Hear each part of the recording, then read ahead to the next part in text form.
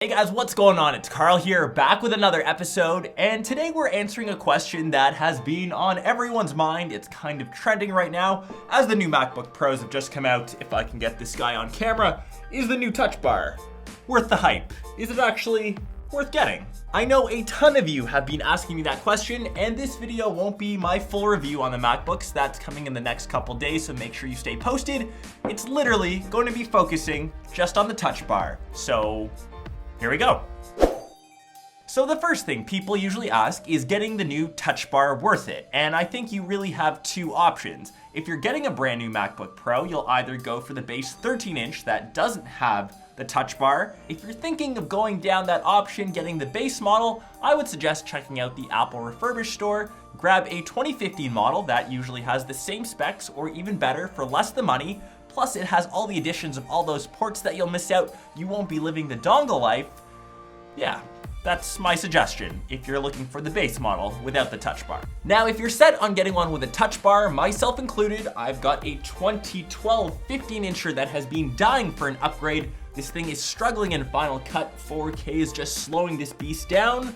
This is where it gets a bit tricky. And I get it, I hear you, they are super expensive, but what I've really been seeing a lot in the comments are the Touch Bars are a gimmick. They're not really worth it, and I honestly don't think so. This guy, my new editing machine, is more powerful and renders faster than my fully spec'd out 5K iMac. That guy's around 2 years old.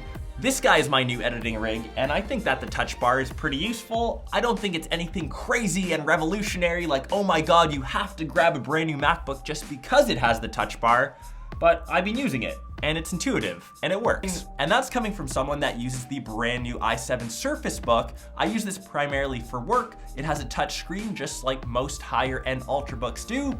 I think it's useful, but there's some things that don't make it as intuitive. I think it's great when I'm looking at media, pinching to zoom, scrolling through just like a tablet, but it's weird whenever I'm using, say, the pen. I have to switch between using that on screen, switching back to the keyboard.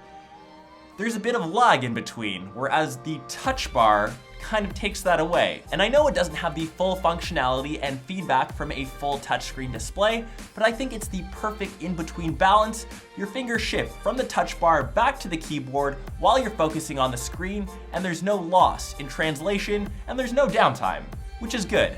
Apple knows how to make things intuitive, and I'll give them a thumbs up for that. And if this is the first time that you happen to see the Touch Bar, it's an OLED strip that runs across the top of the keyboard, replaces the older function keys of the older MacBook Pros. It also has a nice little button of Touch ID in the right corner. Once again, nothing too groundbreaking, nothing too revolutionary, just a nice little extra feature and will help you reduce clicks. And as you switch between apps, you'll find that you use the Touch Bar more for some and obviously less for others. For example, in Safari, when you're browsing the net, you can not only pick your favorites, if you've got a ton of different tabs open, you can actually see a quick little highlight of what you've got open. I think that's a great little hint of visual feedback and once again reduces the time you're switching between different tabs. Another great app that actually utilizes the Touch Bar is Maps. I think the UI is beautiful, it's simple, you can switch between locations and choose the method of transportation.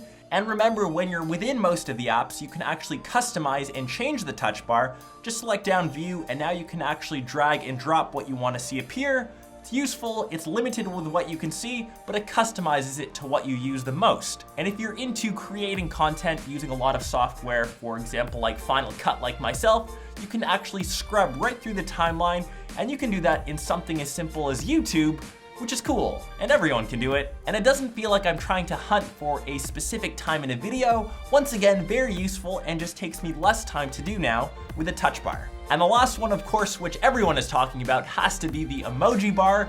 Once again, nothing groundbreaking, will help you save a couple extra clicks. And now you can get the poop emoji scrolling across your keyboard. Whoever knew? Whoever thought that could be a thing? Anyways, what I am trying to say is the Touch Bar is a great addition to a MacBook. I don't think it's anything groundbreaking. I do think it is that perfect medium between a touchscreen and having something interactive that changes, that you can customize for yourself. To sum it up, I think it is pretty hype. I don't think it's a stupid addition to the MacBooks. It definitely makes your life way easier, but I'm super curious to hear what you guys have to say. Let me know down below in the comments, and I will catch the rest of you in either one of my next episodes or in one of my vlogs. Peace.